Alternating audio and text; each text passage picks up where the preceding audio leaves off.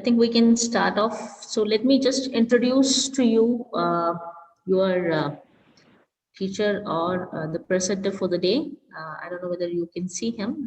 He is Dilip Rathore. Dilip, very good morning to you and welcome. I'm Thank you. Swapna from Central Bay School of Design. Thank you. And yeah, Dilip would be discussing with you or talking to you on the pattern making of wovens. Okay, and before we get into like what he's going to speak, I'll just give you a brief introduction of what I know about Dilip. He's an alumnus from NIFT Bangalore. Okay, and he's a winner of the most creative and innovative designer award for design collection at the NIFT graduation show. So Dilip, he's now a faculty of fashion design at NIFT, and this expertise is in draping, pattern making, fashion illustration, and design and fashion styling. So, and then his works have been showcased in the Lakme and Bangalore Fashion Week, and he also holds experience in the retail industry. So you have got an academician and an industry expert, okay, who would be discussing with you or who would be talking to you today. So he's an entrepreneur too. Okay, so he's like an all-in-one. And if I continue talking about him, you can see more things coming in now. So this, who was that? Okay, so he's an entrepreneur and he has got a brand, a studio. It's called Studio Sri, which is an education and consulting firm for fashion design. So, and then if you look at him only, I think the next, whatever I'm going to tell about him, it's very clear on when I see him, I can make out he's a teacher for art of living, and he's teaching youth empowerment and skills workshop. He takes that. He's a certified yoga teacher from the Ministry of Ayush and a craniosacral therapy graduate.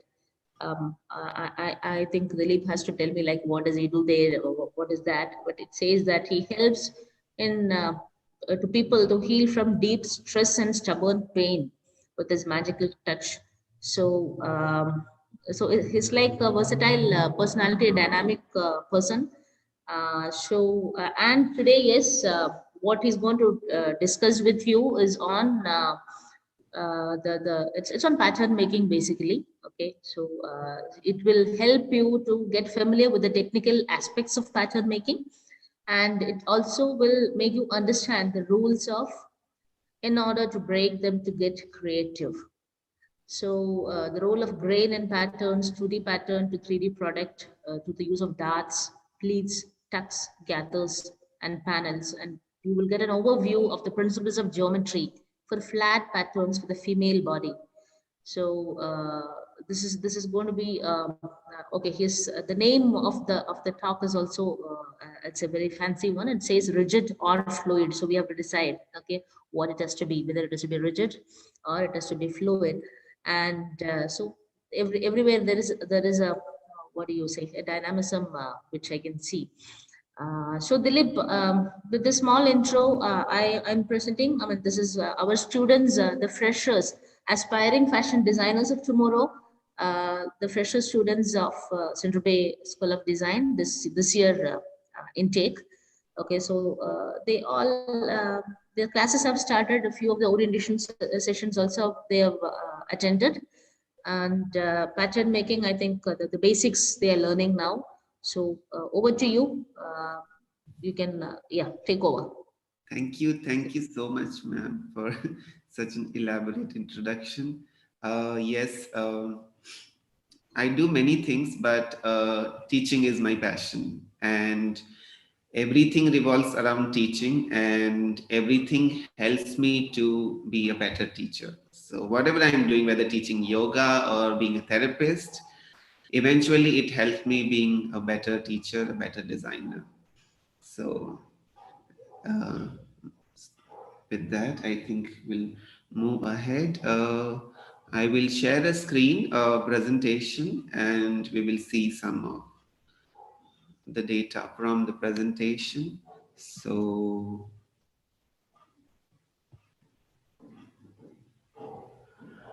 yes, so just a sec. I think I logged out from my cell phone.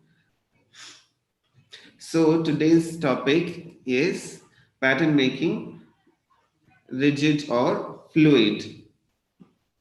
So here, today we are going to have three different areas in the presentation. So the first one is the grain. Then we'll learn about the dart, and then we will do an interesting exercise. So let's move ahead and let's see what is the grain. So I'm going to go really, really basic, like really basic foundations, because foundation is an important aspect. So if you have to make a tall building, taller the building, the foundation has to be that strong. So really, really basics we are going to see first. So the grain. What is the grain? To know that, we need to understand what we are talking about. We are talking about the fabric. So the muslin fabric, if you have seen the fabric muslin, it is a plain woven made from cotton, and sometimes it is bleached, sometimes it is unbleached also. And then we have three different kind of fabric. One is coarse weave, which is used for draping and test fit. Then there is a lightweight, which is very lighter weight, really lightweight, very thin.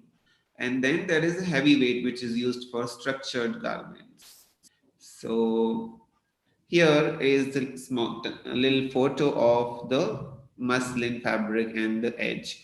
So the selvage, I think everybody understands now. The edge which you see on the both sides of the fabric is the selvage, and they are like the boundaries of the fabric, and the fabric runs in between. So so this illustration, if you see, you have to understand that this is a photo of fabric, and these two are the selvage, the end points of the fabric.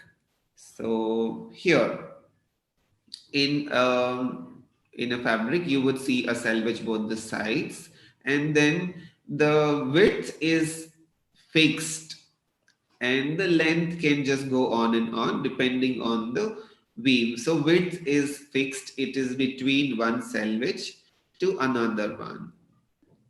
Now seeing the grain is in the direction in which the yarn is woven or knitted.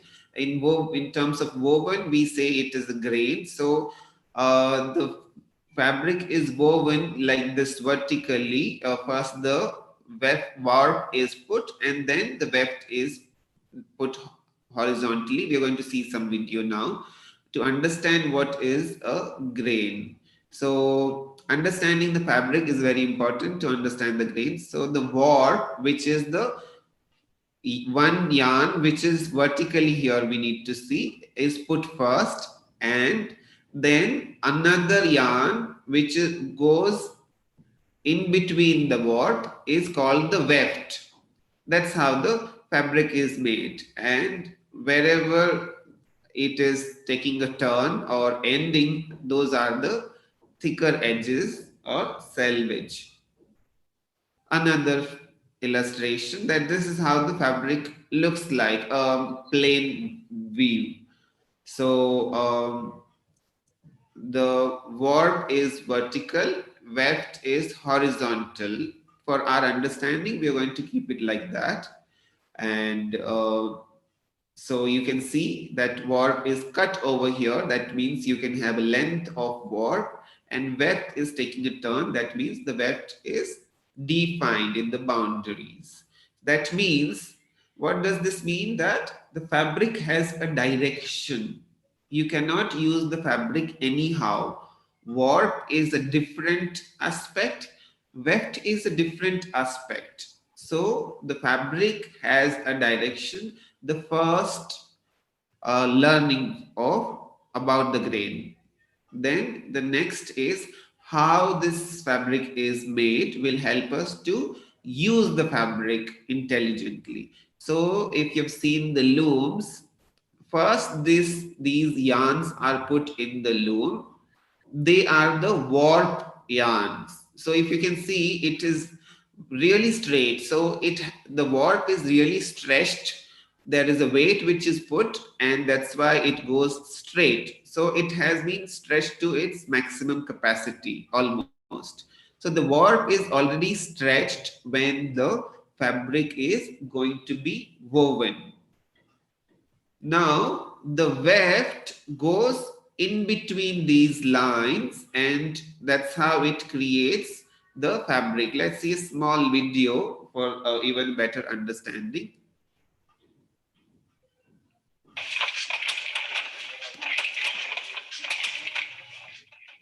So this is warp, which is kind of stretched, and then the weft is inserted in between. So that is the shuttle goes, takes the weft, and then that's how the constant weaving is happening.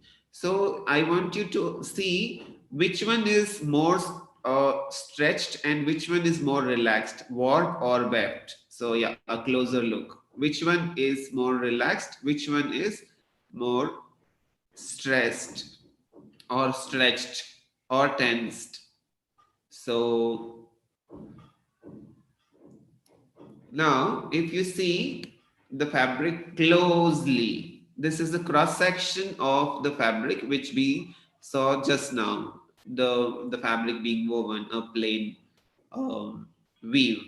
So, if you can understand, seeing the photo, these are warps. So, yeah, these all are warp, which has been stretched and put into the loom. And then there is a weft yarn which goes along the warp, up and down, up and down. So here this gives us an understanding that warp has already been stretched. It cannot stretch further. While weft, because it is going up and down that warp yarn, it travels a distance. And here, as you can see, it is not a straight line. Weft is not a straight line, while warp is a straight line. So the weft can stretch more. A little easier illustration. So this is warp and this is weft. And then it keeps going on and on and on to create the fabric. So now the question is, uh, for example, if the width of the fabric is 40 inches, how much is going to be the length of the weft yarn? Is it going to be 40 or more? So here in the real aspect, for example, if the width of the fabric is 40, length of the weft yarn is going to be 40 inches or more. So because we saw here the weft travels more, that means weft is more than the width of the fabric. That means the weft can stretch because there is more yarn in this much width.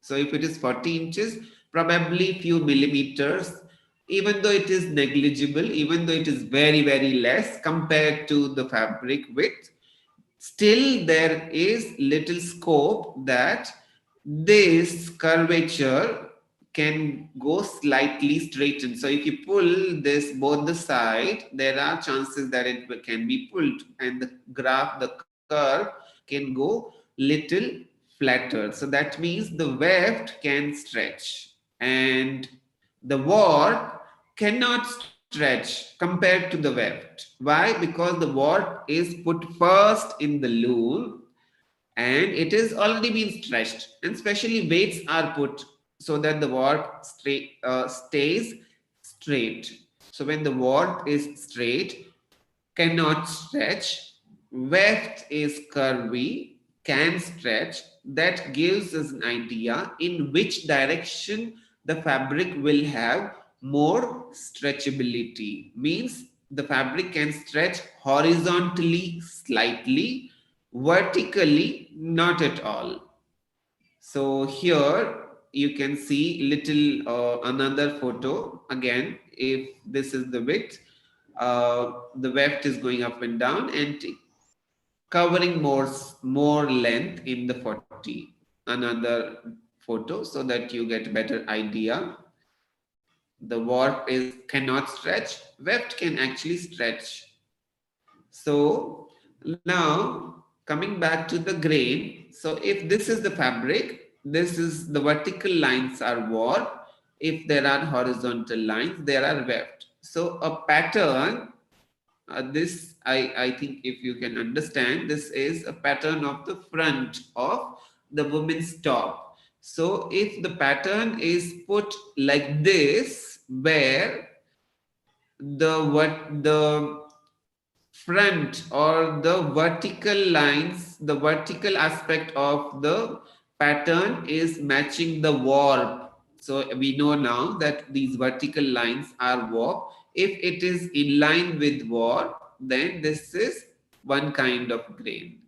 Then the second is if you put it on an angle, like a 45-degree angle, if the the front line, the center line of the body goes 45-degree angle, this creates another kind of a grain. And then if you put it horizontal, and then this is another kind of a grain, because if you see here, the warp is going on the body horizontally now. So these three grains we usually use in day-to-day pattern making. Now, you cannot put any pattern in any possible direction just because you have that small piece of fabric that you can just adjust it. No, that does not work out. There are these three main grain lines. We will see a little more in detail that these are used particularly for a particular part of the garment because of the direction it has, because this is warp which does not stretch, weft which stretches slightly. It will create a different effect on all these three different patterns. So again, seeing in terms of a top, which makes it easy for you to understand that one like this, one horizontal grain, one 45-degree. Now, here comes the gravity or the ground in play. So, this first one is called a straight grain. Straight grain means when the warp is running vertically on the garment. Second is cross grain, when the warp is running horizontally on the garment. Third is bias grain, when the warp is running on an angle, which is, if it is 45-degree angle, then it's called a true bias. If it is little lesser or more than 45, it is not a true bias. So we prefer a true bias, which is 45-degree angle. Now, all these three are related to the ground or gravity. Why? Because when somebody is going to wear this garment, that's when it comes in the place. The gravity is what creates a role in terms of using the grain properly, and then there are other aspects of the body. So when somebody is wearing a garment, they are for sure on the ground. That means gravity has a role to play in the garments which they are wearing. And second, their body has a role to play in the garment which they are wearing. So two aspects. The first one is understanding the gravity.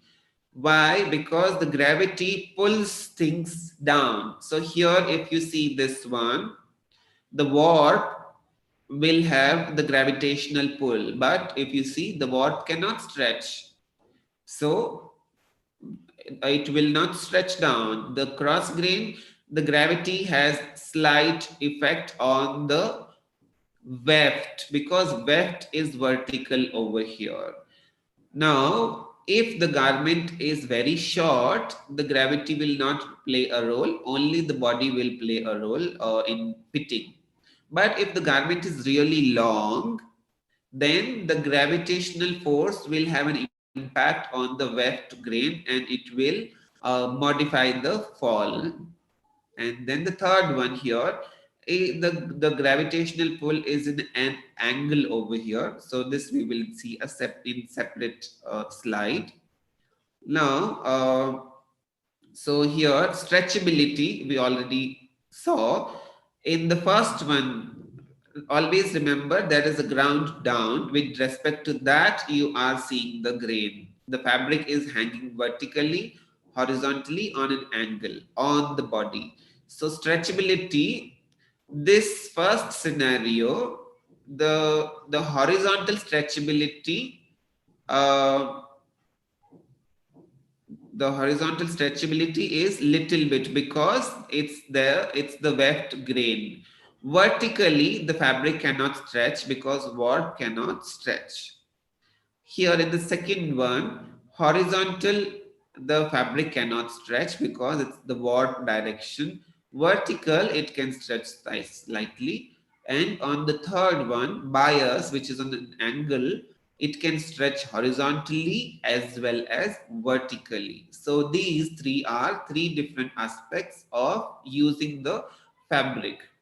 Now, understanding how the body grows will help us. So, ground we have learned. Let's see the body so that we will be, our knowledge will be complete to use the grain appropriately. How the body grows after an age where your height has fixed. The body grows horizontally, it does not grow vertically. So after an age your height will stop, but your weight can change. So when the weight changes, people grow horizontally or people shrink horizontally. There's no vertical growth, there's no growth in your length, in the height, but the body grows horizontally. What does that mean?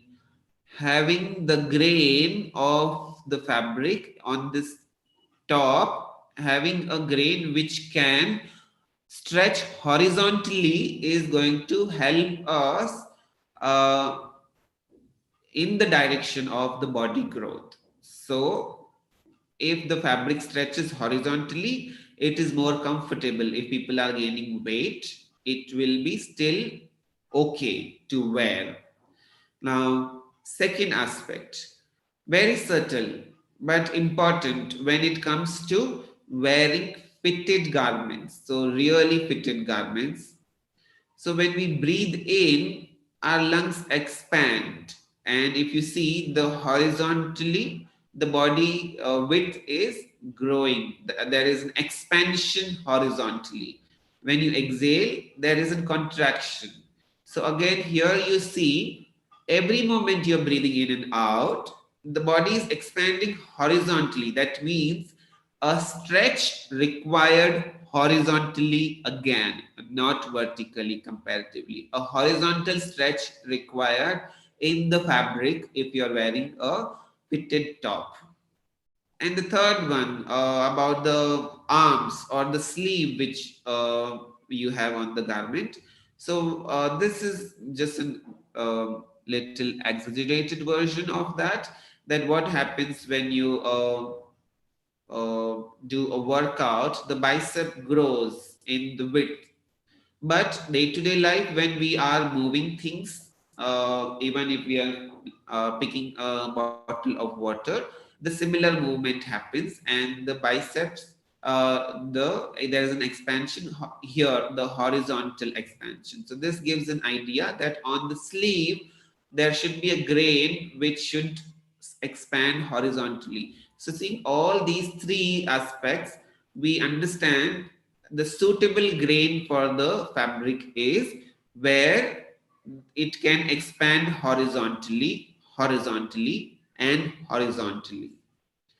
That brings us to the first picture over here. Which one is the one which expands horizontally and not much vertically? Here, the first one expands horizontally a bit, vertically no. So this, from the three different examples, we understand that a straight grain is most suitable for the garment. Now you would be wondering, when the bias one stretches in both the direction, then why not this one? We will come to that. This is a special case, so we'll come to that. In these two, straight grain and the cross grain, the straight one is the one which is preferred for the body. Now then, what to do about the cross grain? We don't use this, or do we use this? Let's see. So straight grain, to make it easy for you to understand, I have put a picture over here of a mat. If you've seen the mat made of the grass, so the vertically is the grass and horizontal is a thread. So if you are having a difficulty in understanding the grain through the picture here, illustration here, you can see here. So if you see this mat, it rolls vertically, it can roll. I mean, horizontally it can roll. Vertically you cannot roll this because the grass is vertical, it's straight, it's stretched. Uh, so if you can compare this to the fabric, no, the fabric is not so stiff vertically, but there is warp which is stiffer than the weft. So this will help you understand how the fabric folds and rolls on the body. Now the drape, the straight grain, we saw that is the most suitable for the garments. The first one comes here in the straight grain is the drape. Drape means the way the fabric.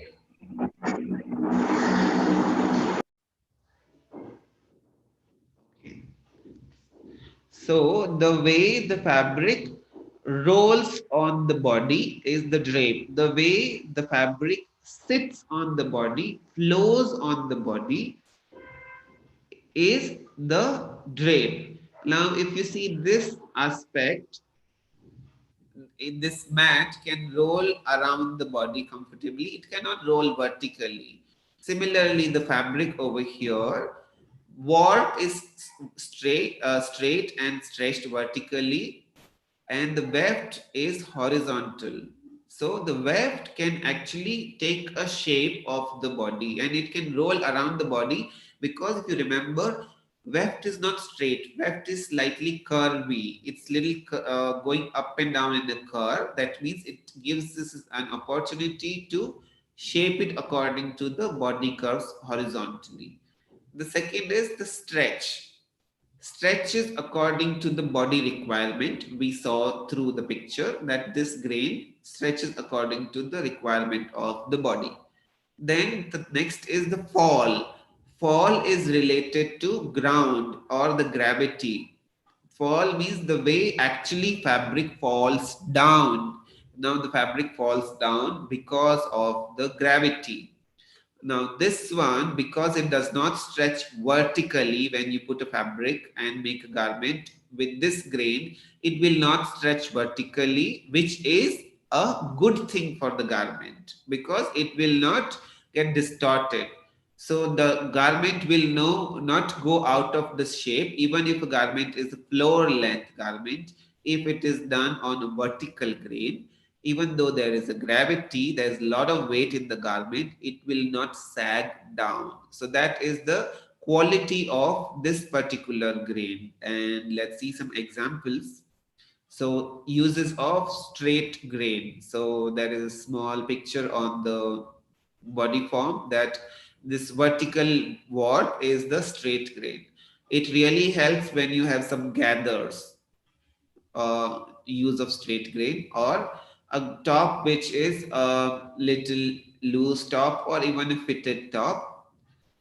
The straight grain means warp going vertically is can be used, and it is suitable. This is the grain which is used this is the grain which is used maximum time in the trousers, also in the top, also in most of the places. This is what is used.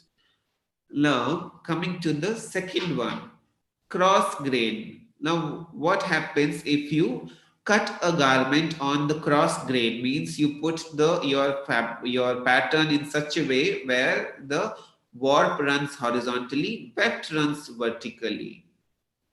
So here is another picture, in terms of, if you want to see it in terms of how it will be if it is stiffer yarn and not so stiffer warp and not so stiffer weft. So if you see these pictures, you will understand that the fabric can roll vertically, but it cannot roll horizontally so well. But our body grows horizontally, so the drape does not roll on the body comfortably. So when you make a garment which is on the cross grain, you can actually see it will not sit properly on the body. From far, you can make out that it is on the cross grain because it will not drape on the body as good as the previous grain would sit. Then the second is stretch. Does not stretch according to the body requirement. We saw the body grows horizontally. Here the warp is horizontal. So here it will not stretch according to the body requirement. If the garment is really fitted, people will have real problem breathing. Then the third one is fall. The fall is according to the gravity, along the gravity, how the fabrics actually falls down.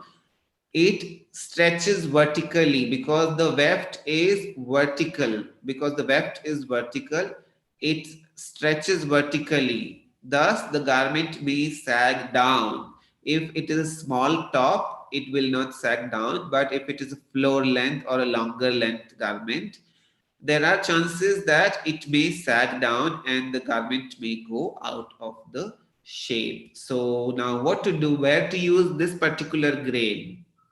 So cross grain uses when the warp goes horizontal.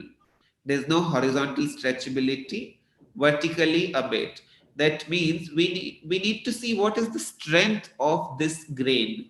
The strength of this grain is horizontally it does not stretch. So vertically it stretches is the aspect which we don't want. So we see the positive aspect of this grain, which is a horizontal way where it does not stretch, means it gives more strength if it is pulled horizontally both the sides. So using it in such a way where there is a horizontal pull in the garment. So the one here is the collar. So collar is a long piece and collar has a pull on because it's a long piece. Both the side, there are always chances that it can be pulled both the sides if there's no fusing inside. So using this grain on the collar pattern will help the collar to not stretch horizontally and it will stay in the shape. Same goes for the waistband. The waistband is supposed to be cut on the cross grain so that it does not stretch. So every time you wear a trouser, if it is not done on this grain, if it's done on other grains and there is no fusing, there are chances that the waistline may stretch and it will never come back because it's a woven garment. Now, next is using it on the yoke. So the yoke is a small piece on the top. Here you can see this one particularly. On this, the cross grain can be used because the purpose of the yoke at times is to provide strength to the garment. And because this, in this particular garment, if you see, this vertical there is a weight and this grain is horizontal, you can see the stripes and understand. So two layers of the yoke gives lot of strength, and this yoke helps the lower part of the garment to fall freely. So if this top, which has a small yoke and the long length, however longer the length is, the yoke will be able to handle the weight because yoke is horizontal here. Now coming to the third grain, which is the bias grain. So bias grain rolls and sits on the body really comfortably. It stretches according to the body requirement. It falls. So these two are what we require. Sitting on the body comfortably, it does. Stretching according to the body, it does. About the fall, it stretches vertically also. Horizontal stretches good. When it stretches vertically, thus the garment may sag down, or it actually sags down if it is the big garment. That is why the bias grain has a limited use. So let's see, where do we use this bias grain and how it actually works. So bias grain, seeing little in detail, this one side you can see as consider as warp, one side you can consider as weft. So on the bias grain, this is how the fabric is falling on the body in this angle.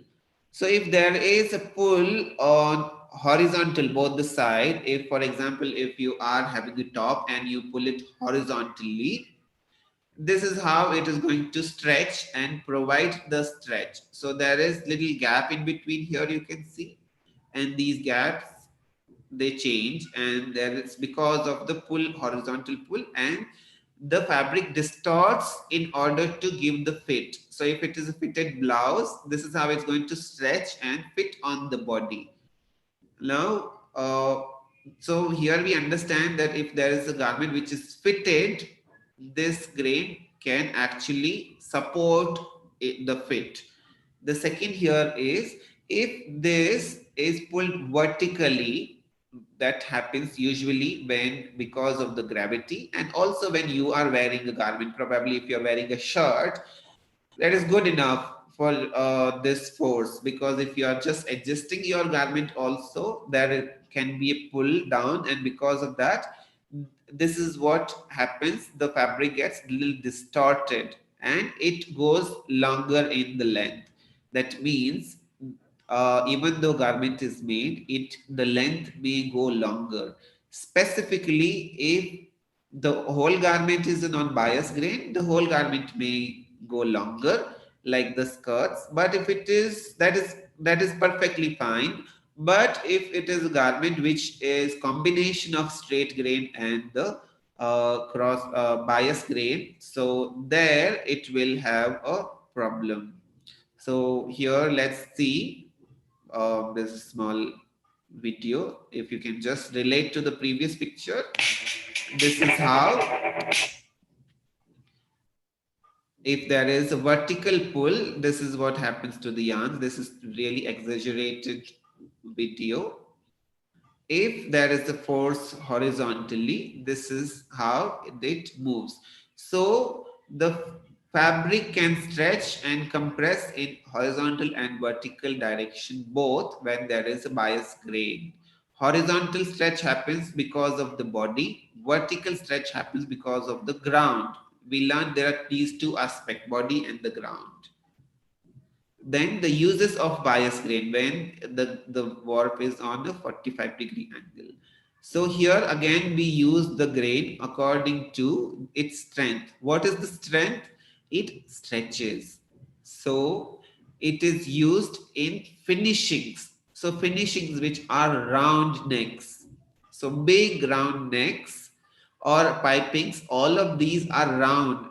They are part of a circle, and the bias stretches. So when it stretches, it can go and sit and give the finishing of the neckline really well.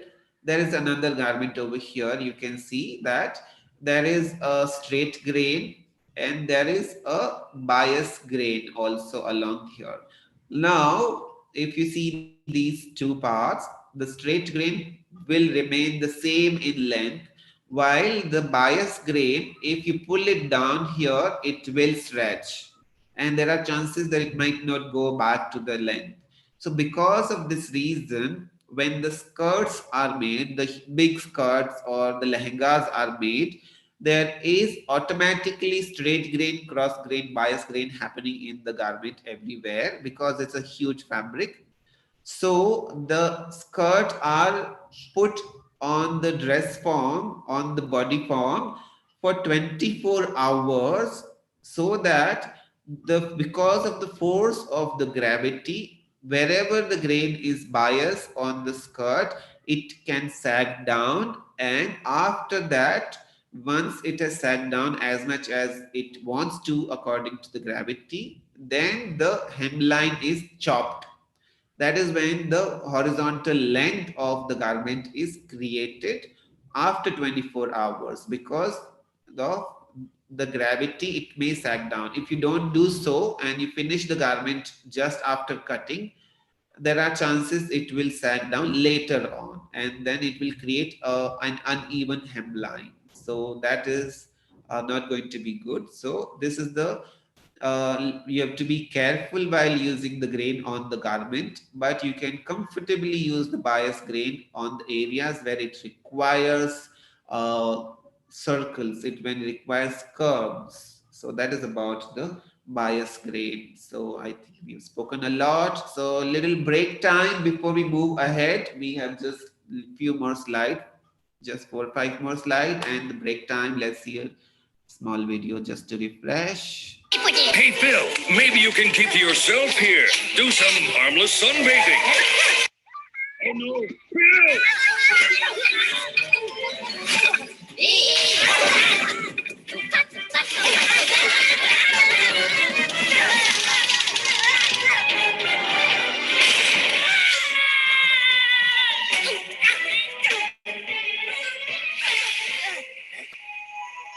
Oh, Phil.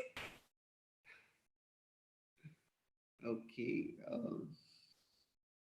let's get back to the next topic, which is the dart. The little more about the geometry of the female body. Now, let me, if you can understand, this is the front pattern of the basic bodice of the women's top. So when this is put on the body, this creates a fitted garment. So what is a dart? The nature of the dart, let's see. I'm going to just stop the share.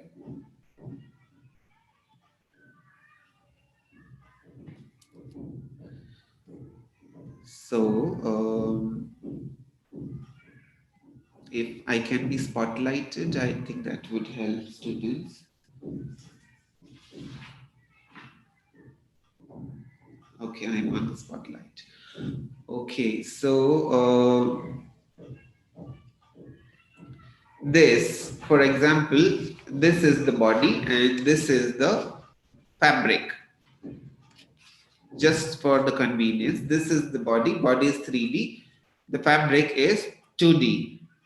Now I want this fabric to sit on the body. So if I put this not sitting, if I roll it, not sitting, there is still, if I roll it like this properly, still it's not covering the body completely.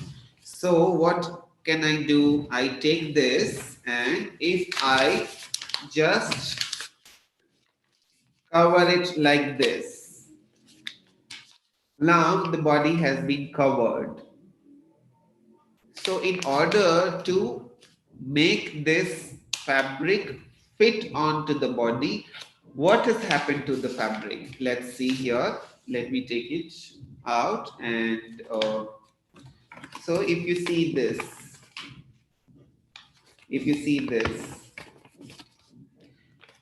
there are tiny corners created here. If you can see this one, and there is another one here. And there is another one here. Let me draw a few. And there's another one here. So I'm just drawing some of them. So this is what has happened in terms when I had to fit the fabric on the body. So what does it say? If I close these things like this, it is going to create the shape of the body. Means these areas need to close. So these are the corners, these the tiny triangles. These are the triangles. When we close them, they create the shape of the body, which is 3D. So you can understand this. This is the role of a dart to give the shape, a 3D shape, so that it can give the fit on the body. Now the second thing to observe here is, interestingly, they are all facing to one direction. They are all concentric. They are all facing to the one direction where the body has the protrusion. That means all the darts must face the apex point on the body. So if you could understand, this is a real simple basic rule so that it can fit on the body perfectly. So this is one thing. Now coming back to the slide, how it helps. Now the dart, because there is a dart, you saw it on the paper, there are many darts in various places. The dart can move anywhere on the body. So the darts are concentric. So this is the apex point on the body. So darts can go anywhere. So here are different angles, different positions of the dart, and each dart has its own fit on the body. But the understanding is that the dart can move because it's like an axis here, and this one line, this one triangle can move anywhere to give the fit. So we understand that the darts can move. First thing, dart can move anywhere along this. So even though there are 1 2 3 4 5 6 7 8 9 10 places the dart has been shown, does not mean that there are only 10 places you can place a dart. You can place a dart other places also. Next, the dart, this was a single dart giving the fit. If this dart can be divided into two at two places, this is how it is going to be. It can be anywhere, any two darts will also give the fit, provided they are facing towards the apex point. They have to be concentric. Now, this dart can be converted into pleat, tucks, or gathers. How? That you have this little space in the garment which is stitched and creates a dart. So this space can be utilized to either make a dart, or you can do a pleat, or you can do a few tucks, or you can do gathers also. The whole idea is to make this space lesser. You can do any of these and create the space lesser. So here is, if you can see, these darts facing apex point. These darts again facing apex point. Here is the dart facing apex point. The gathers facing apex point. The dart facing apex point. So whether it's dart, pleat, tuck, gather, everything is going to face towards the apex point. So the tucks, the darts, and the pleats all facing towards the apex point. Now, next thing here, what we can do from the dart, if there are two darts, when you cut it completely through and through, it divides the pattern into two parts. So that is what is called as a panel. So this is a panel. This is a princess panel. Why? Because this line is passing through the apex point. So a princess panel must pass through the apex point. That is what when is going to give the maximum perfect fit. Why? Because the darts are facing towards apex point. Only thing you have to do is join these two ends of the darts and cut it. It will create a princess panel. Now, since you can have two darts at any place, all you have to do is join these two and cut it. It will create two panels. Cut, join this, cut it will create two panels. So we get an idea that this dart can move anywhere. This dart can move anywhere. Means a princess line, all it needs to do is to have it passing through the apex point, but these two can move anywhere. So this is what we have here. Along the apex point, you can cut the pattern anyhow. The different color means the different design. If you cut it like this, two panels created, it's a princess panel. You cut it on the blue line, again two panel created, again a princess. If you cut it here, again a princess, two panels.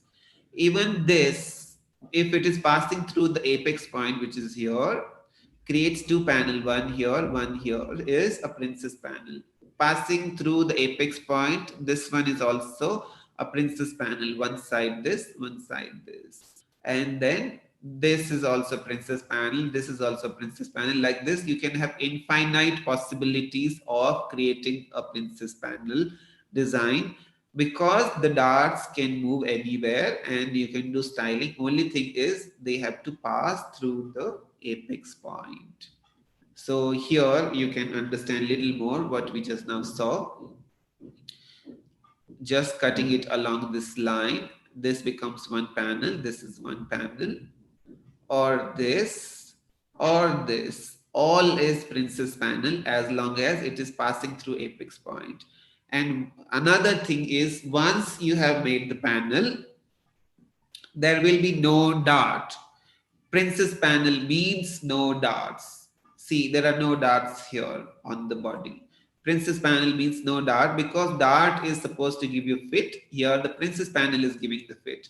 So what happens when you cut it here, one panel without the dart, these two put together, if you remove this space of the dart, it will become one panel. So same here. So two panel, no dart. What happens if you do not put it the way we have been seeing just now? If it does not go along the apex point, what happens? See here, from here to here, the green boundary here.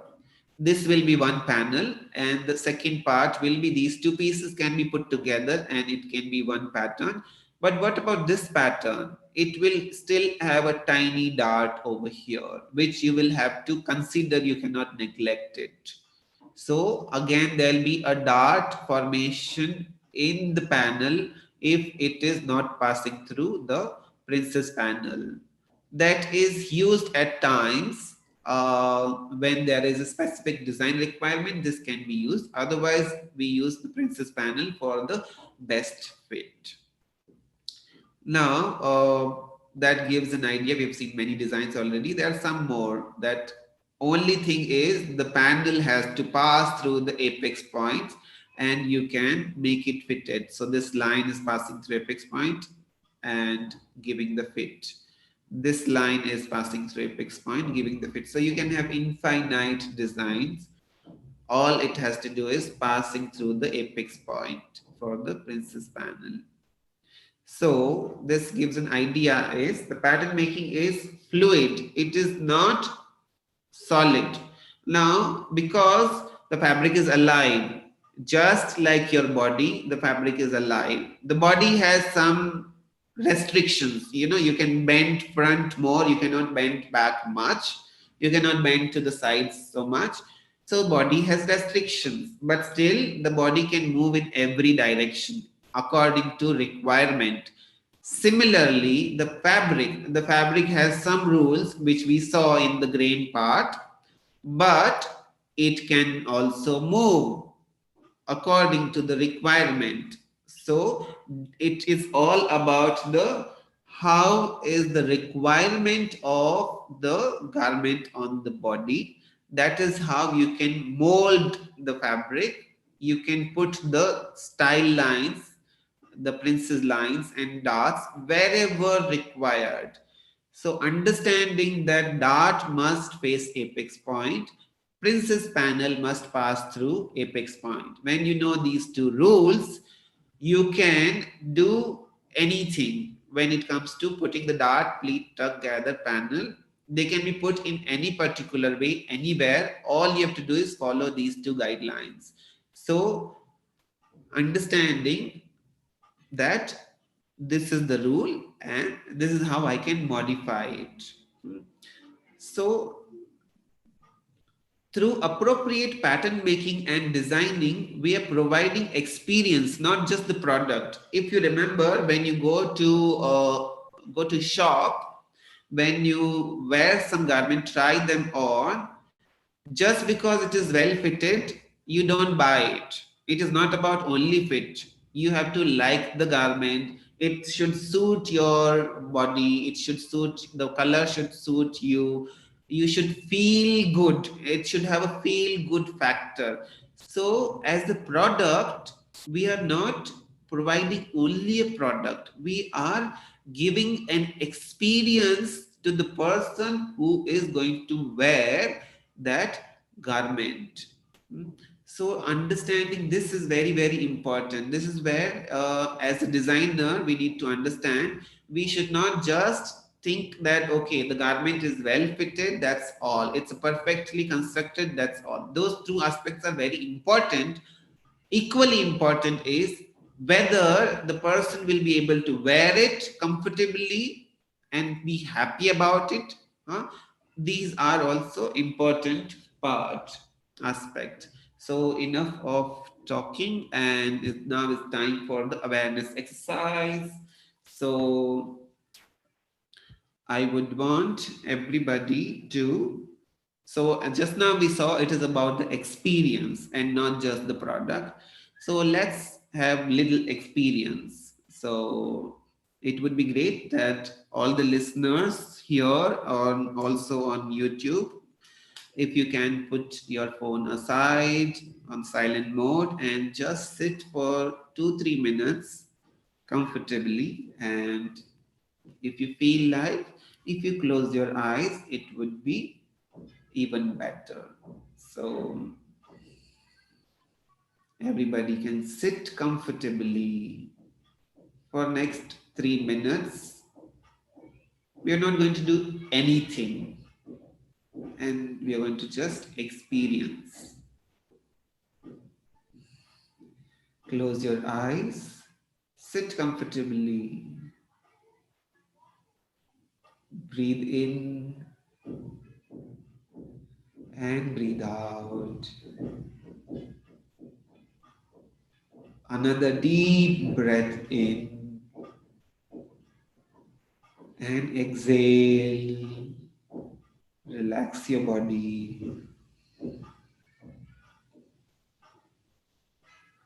Another breath in and breathing out.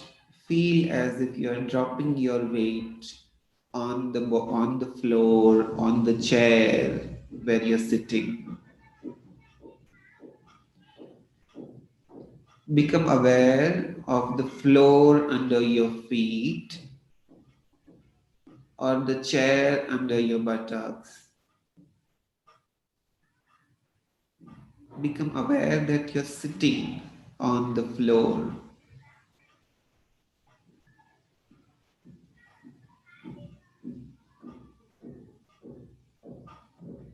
Become aware of the contact of the body with the ground, with the gravity.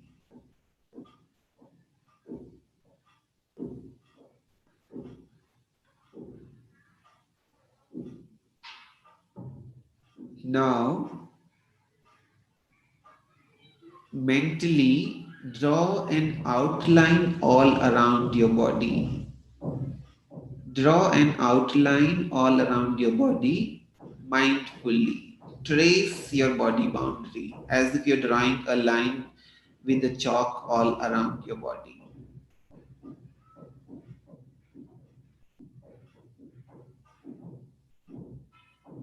Don't be in a hurry.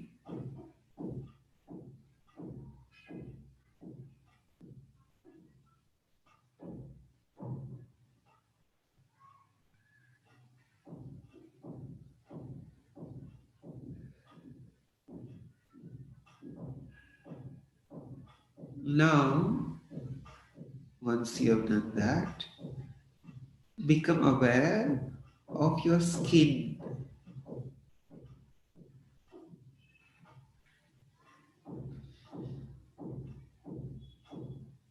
Skin is the boundary of the body.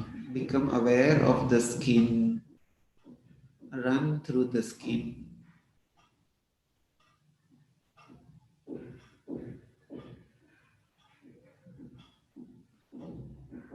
Become aware of the clothes which you are wearing. See how they are touching the body. They are touching the skin. They are in direct contact with the skin. Breathe in and breathe out and see how the fabric moves easily on your body and creates space for the lungs to expand. The more comfortable the garment is, more comfortably you can breathe in and out.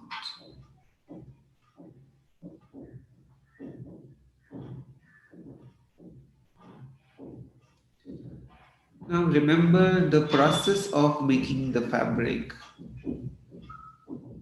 It starts with the farming, if it is cotton, then harvesting, making the fiber, making the yarn, putting on the loom and weaving as we saw in the video, then transporting and it reaches you, and then it is made into a garment and it actually reaches you.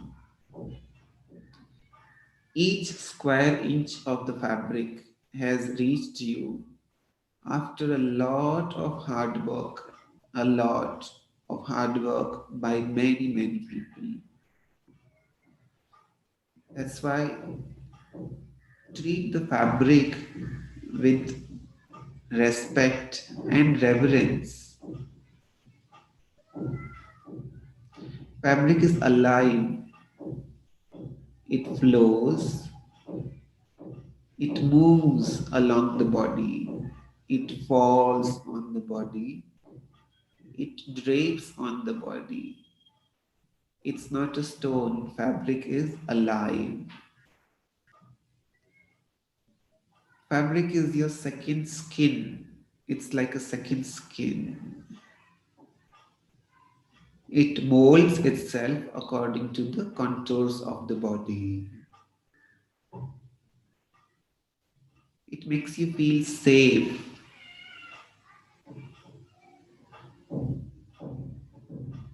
It also adopts the temperature of the body and keeps you warm in winters. It also absorbs the moisture and keeps you fresh. A garment is not just a garment, it's an experience.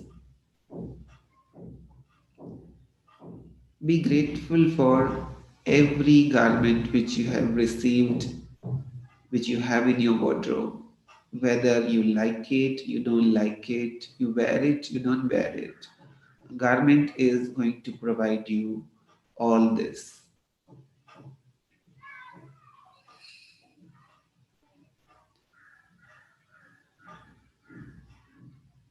Breathe in and breathe out.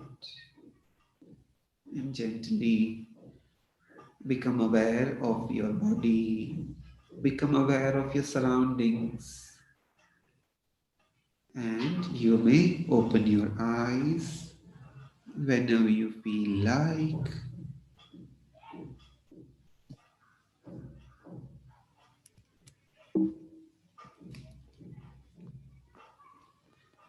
So, as we saw a little bit about the fabric, there are some videos on. If you could tell me, was it good? Did you like it? You can show thumbs up. Cool. So, we breathe through the whole skin, not just through the breath. It is very, very important that a good fabric comes in the contact. Like when you apply a moisturizer, when the moisturizer has chemical, the skin absorbs it. If it is a chemical free, then the skin likes it. Similar way, when the fabric is chemical free, the skin likes it more. Uh, Non-synthetic, chemical free fabrics are the ones which your skin likes more automatically, because it is breathing all the time. That is why choosing such fabrics um, is the best for not just for the surroundings and nature, but also for your body, because pattern making is not just about papers. Pattern making comes along with the fabric and the fit of the garment. So it's very, very important to understand the fabric. It is very important to understand the garment has to be well fitted and comfortable, because we are giving an experience. We are not just giving a garment, or we are not just making paper patterns. They are not separate. Pattern making, draping, designing, stitching, they are not separate. So when you are sitting to make a pattern, you have to keep in mind what fabric you are going to use for this. Who is going to wear this? What is the fit which is required by that person or your client or clientele? It's a whole process. It comes all together. So as a good designer, we need to keep all of this in mind. Okay. So also one last thing which my teacher used to say about the fabric, that uh, treat the fabric as if you are treating a baby. Like you do not hold the baby like this with the leg, right? You hold the baby like this in your hand. The same way, when the patterns are cut on the fabric, once it is cut, it's very important that you hold like this and then you stitch it. Before the garment, the pattern is stitched, that it's a very vulnerable state. If you do not treat it properly, it stretches, it gapes, and then you will never achieve the fit you want. So when we used to run around the lab holding the fabric like this, we used to get a lot of scoldings that, what are you doing? Then you could see that the fabric would stretch. The neckline will become double. The armhole will become double. It will never sit. So between the cutting it on the fabric and stitching, it has to be treated really well. So that's about that's about it. I think that's all for today. I hope you understood. I know it was a little technical, but pattern making is technical. So I don't know how much you understood as the first year students, but this was the real basics. So I think that's all.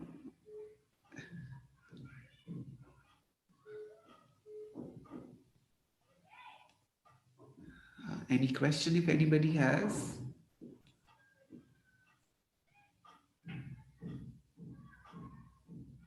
No questions? Okay.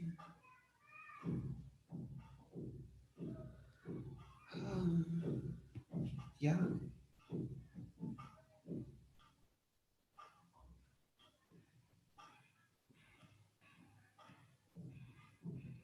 I think that's all for today then. Uh, yeah. So, Dilip, are we done? Yes, yes, yes. Okay, so where are our students? So are we going for a Q&A session, or have you got any questions for him to ask? How's it? That nobody has asked any question till now. I checked. Okay. So students, on your camera, please. I don't want to see so many names here. Let's see each other and then discuss or chat. Or Shabna, Nandana, Princey, Chesna, Sitara, Okas, Anila. Yeah, Anila, and were you sleeping? You had some meditation. Yes, I Okay. was having meditation. Pardon? Yes, we were having meditation. So Mhm. I have always experienced like uh, when doing yoga. Seen so many people after the last one, which is shavasana. Most of them will be like sleeping only. I think I also have slept once. Okay, so we have still some more to open. So what? How is it like? How? What? You have any questions for Dilip? I think you should be having questions because this was on pattern making, and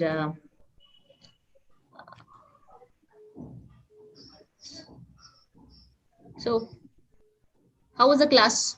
At least you can give a feedback on what is that you understood, what more you need, and that will end up in questions. So I know that. Ishma,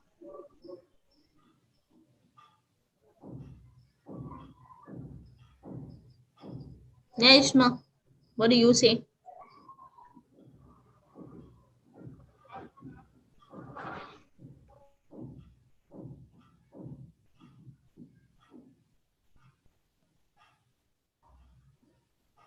Cannot unmute? Hello, sir. I'm Hello. audible. Yes. Yeah, Ishma, yes. Sir, my name is Reshma. I'm very much like your class, sir. It's a meditation's too good. I'm feeling very happy with you, sir. Thank you. Thank you. How was the pattern making part? Did you understand? Was it too much? Yes, sir. I can understand, sir. I'm basically I'm new year student. Um, I can understand something special for this webinar, sir. Okay. You got something more. That's what you're telling, right? Yes, sir. Yeah, Oh, ma'am. okay. Anna 9. actually, the class was very interesting. The way you teach really make us sit in the class keen and listen to you. It was pretty understanding, very well. And actually, I would like to have your classes more ongoing. So thank you, sir, for having to give us this class today. Any questions do you have on any of the topics or something discussed? Uh, Currently, I don't have questions. I pretty much understood what he taught us. Okay. Thank you. Thank you. So then, who's next? I Mariam? I assume people were not sleeping in the class. Hi, sir. Myself, Mariam. Hey, Your class was really interesting. Really, I didn't understand everything about the pattern making and about the grain. Yeah, it was so clear. Thank you for the splendid class. And I really did understand about the grain and the dots, especially all the princess dots, everything. Thank you. You are amazing. The class was literally good. Thank you. thank you. Thank you so much, Mariam. Okay. Devamrita?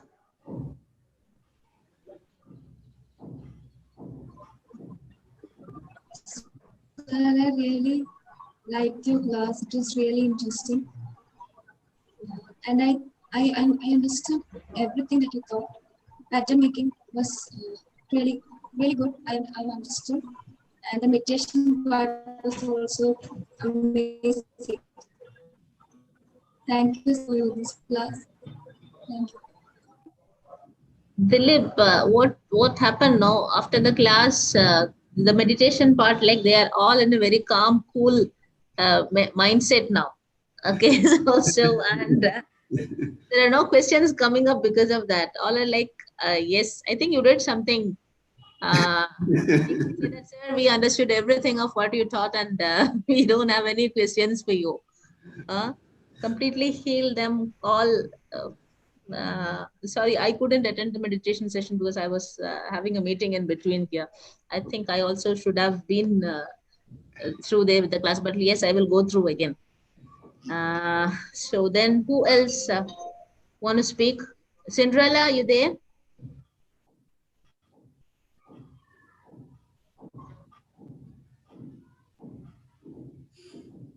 I don't see her. Okay, then who's this? Ishma, why are you silent?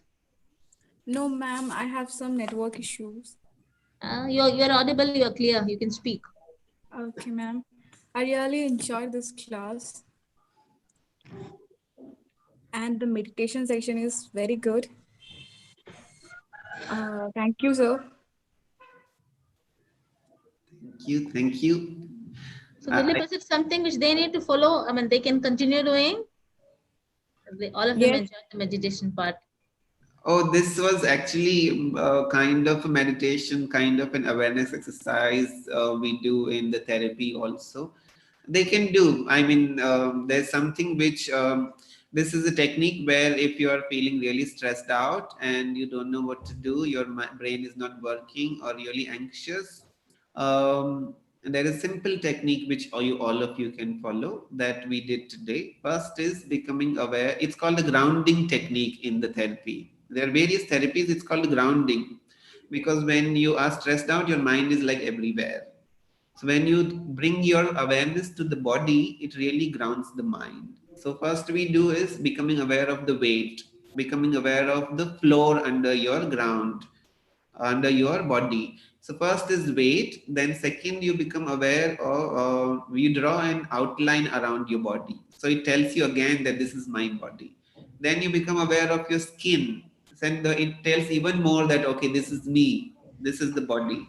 And then you take your awareness inside the body. Your mind, wherever it has gone, it will come back for sure, and you will be in the moment, and automatically the nervous system calms down and you will see a difference. So this is a technique anybody can follow, these 4 steps in just 2 minutes, and the mind just comes back. Good. Okay. Shabna? Yes, ma'am. Yeah. What is your take? Hello, sir. Hello. I just loved your class. It's so interesting. And the meditation part was so good, and I just loved it. Thank you. Thank you. Thank you, sir.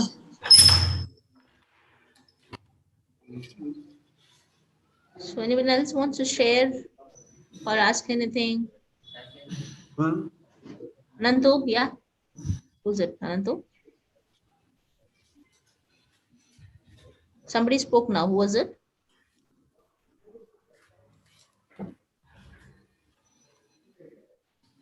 Anantu, anything to share? Anantu is in some other world. Oh, yeah. Was quite different, man.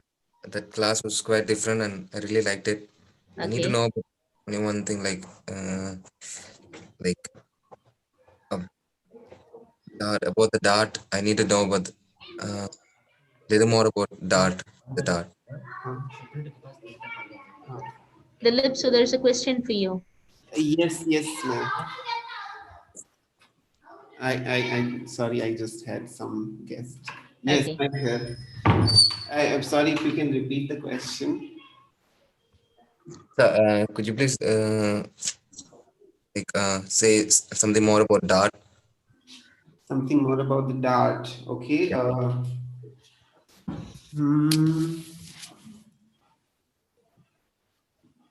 learned that in detail. If you can tell me what else would you want to know about the Dart, if any idea you can give, in what direction? No, We I learned, just we learned about Dart and the fit, Dart and the body. Yes, so the Dart can be moved anywhere, as we saw on this. The darts can move on the front body. Dart can move anywhere, and dart is a small intake which you pinch and you stitch to give the fit. So instead of making it a pinching and stitching, the same can be converted into a gather or tux, however you would want to make it. So it comes with the dart. Uh, First is understanding dart gives the fit. Second, the dart can be converted into, the dart can be moved. That is called dart manipulation, moving the dart anywhere. The third is called the dart conversion, when you convert the dart into different things, which is either pleat, tux, or gathers, or panel, is the dart conversion. So you can get infinite designs just by understanding this point of the dart. One dart can go into 2 or 3 or darts maximum. Yes, another aspect is when a dart gives a fit, one dart will give a fit, 2 darts will give better fit. Does not mean that more darts will give a better fit. 2 to 3 darts, 3 darts are also really good for fit. It's used for the blouses. But more than that, what happens is it will not give comfort to the wearer. So we, more dart means better fit is not an idea. See what, how many darts required according to the garment which you are making. So 1 or 2 or 3. That is about the uses of the dart. thank you. Thank you, Anantu. And it was really helpful, and it was really interesting, sir. Actually, like it's quite different from, like it's the first time I'm like you are like making us different, like refreshing and all those things you're doing. Thank you so much, Anantu. So your style was different, Dilip, from the normal classes what they get the other webinars. So that's why. So anybody has got to share anything more, or shall we wind up? So I hope that's it. So Dilip, thank you so much. I understand that your class was different, and it was a unique presentation what you had done, and it was actually interesting, as well as they had a participation also there. So thank you so much. So on behalf of Sindra Bay and all the students here, I hope we will have more sessions like this, which would be enriching as well as interesting to them. Chalo, so we'll Yes. break now, students. Thank So you, we'll meet thank you again. so much, ma'am. Thank you, Cinderbay, for giving me the opportunity to connect and share. Okay, thank you. Thank you. So meet you all on Monday, same time, on your same link. Okay, 9, 20, 25, 15. Okay, for the next class. Thank you. Chalo, bye. Thank you, ma'am. Thank you, ma'am. Thank you. Thank you, sir. Happy Thank weekend you, to all ma'am. of you. Thank you,